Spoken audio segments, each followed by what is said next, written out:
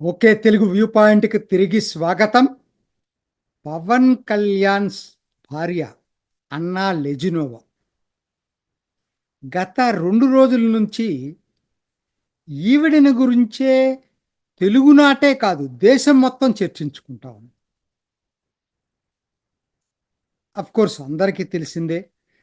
పవన్ కళ్యాణ్ చిన్న కొడుకు మార్క్ శంకర్ ప్రమాదంలో సింగపూర్‌లో చిక్కుకోవటం, సరే బయటబడి తిరిగి హైదరాబాద్ రావటం గూడా అందరూ దాని గురించి మొత్తం మనకందరికి తెలిసిన విషయమే. కాకపోతే వచ్చిన మరుసటి రోజే ఆవిడ తిరుమల యాత్ర చేయటం ఒక ప్రత్యేకత సంతరించుకుంది. నంబర్ 1, ఒక తల్లిగా తన పడ్డ ఆవేదన ఎంతనేది దాన్ని బట్టి అర్థమవుతా ఉంది. ఆ సమయంలో తను ఏం ప్రార్థించుకుందో మనకు తెలియదు కదా! తిరుమలకి మరి తిరుమల వెంకటేశ్వర స్వామిని ఏం మొక్కుందో కూడా తెలీదు గదా! సో, ఆ దీంతోటి ఆవిడ అంత ఆవేదన చెంది కొడుకు కోసం జరిపినటువంటి పర్యటన తిరుమల యాత్ర. అంతవరకు అది వ్యక్తిగతం. ఏ తల్లికైనా ఆహ్, అటువంటి ఆవేదన ఉండటం సహజం. కానీ అక్కడి నుంచి జరిగినది మాత్రం మొత్తం తెలుగు నేలే కాదు, దేశం మొత్తం చర్చించుకుంటుంది. ఎందుకు చెప్పాల్సొస్తుందంటే, ఒకటి, ఆవిడ ఏది దాచుకోకుండా నియమ నిబంధనలు పాటిస్తూ డిక్లరేషన్ ఇవ్వటం నంబర్ 1. అదేంటో మనం మాట్లాడుకుందాం. రెండోది, ఆచారాలన్నీ పాటిస్తూ తలనీలాలివ్వటం నంబర్ 2.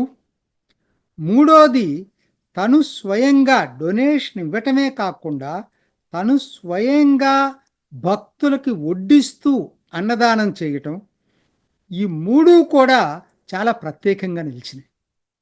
ఇప్పుడొద్దామండి ఒక్కొక్కటి ఆలోచిస్తే, అన్నిటికన్నా ముఖ్యమైనది డిక్లరేషన్‌ది పెద్ద చర్చనీయాంశమైంది. అవును మరి. ఆవిడ క్రిస్టియన్ కాబట్టి, ఆవిడ తిరుమల తిరుపతి దేవస్థానం నియమ నిబంధనల్ని గౌరవిస్తూ ఆవిడ డిక్లరేషన్ ఇచ్చింది. అంతకుముందు పెద్ద పెద్ద వాళ్ళే ఇచ్చారు. ఆవిడ ఇవ్వటమేముంది, రాష్ట్రపతిగా ఉన్న ఏపీజే అబ్దుల్ కలాం గూడా ఇచ్చాడు. సో, ఇవ్వటంలో విశేషం కాదు. కాకపోతే ఇక్కడెందుకింత చర్చనీయాంశం అయిందంటే, అంతకుముందు పరిపాలన చేసిన జగన్మోహన్ రెడ్డి హయాంలో అది దాన్ని ముఖ్యమంత్రే ఉల్లంఘించాడు. ఆయన ముఖ్యమంత్రి కావచ్చు. కానీ తిరుమల గుడికొచ్చినప్పుడు ఆయన భక్తుడే, అది మర్చిపోవద్దు. వాళ్ళు ఏదైతే ఆచారాలు పాటిస్తున్నారో వాటిని మీరు గౌరవించి వాటి ప్రకారం మీరు నడుచుకోవాల. లేదంటే రావద్దు. రమ్మని ఎవ్వరూ బలవంతం చేయరు. హిందువులో చాలామందికి తెలుసో లేదో, హిందూ మతంలో ఈవెన్ చార్వాకుడు గూడా ఒక వింగ్ అది. వాళ్ళు గుళ్ళకి రారు. వాళ్ళనెవరు బలవంతం చేయట్లేదు గదా! ఇప్పుడు జగన్మోహన్ రెడ్డి చేసింది చాలా తప్పనమాట. నీకు నమ్మకం ఉంటే పాటించు. నమ్మకం లేకపోతే రావాకు.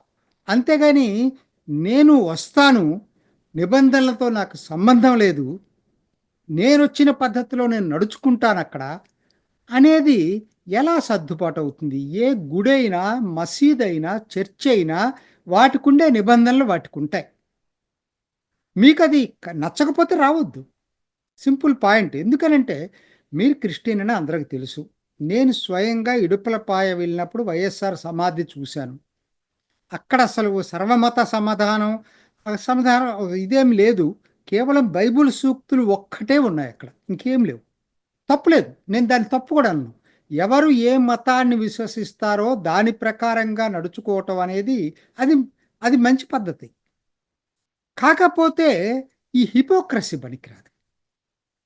నువ్వు క్రిస్టియన్ అయినప్పుడు సహజంగా ఏందంటే, అక్కడ టీటీడీలో అనాదిగా వస్తున్నటువంటి ఆచారం అది.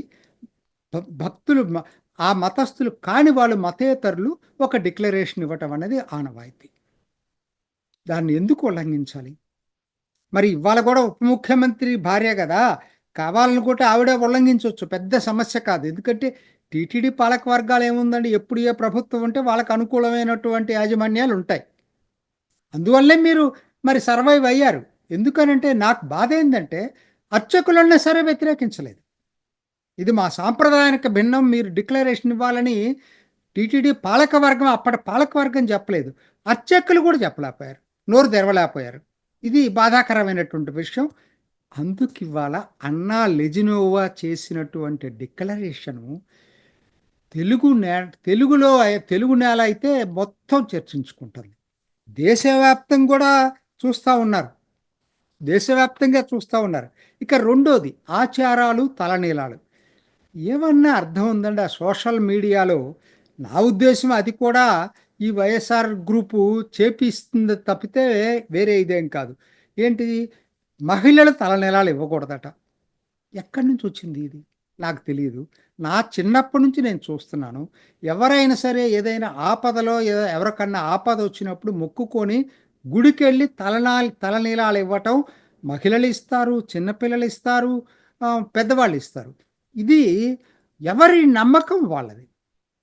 నమ్మకాలని హేళన చేయటం అంత బుద్ధి తక్కువ పని. ఎంత దారుణాదారుణమైనటువంటి మనుషులు కూడా ఉంటారని నాకు తెలియదు.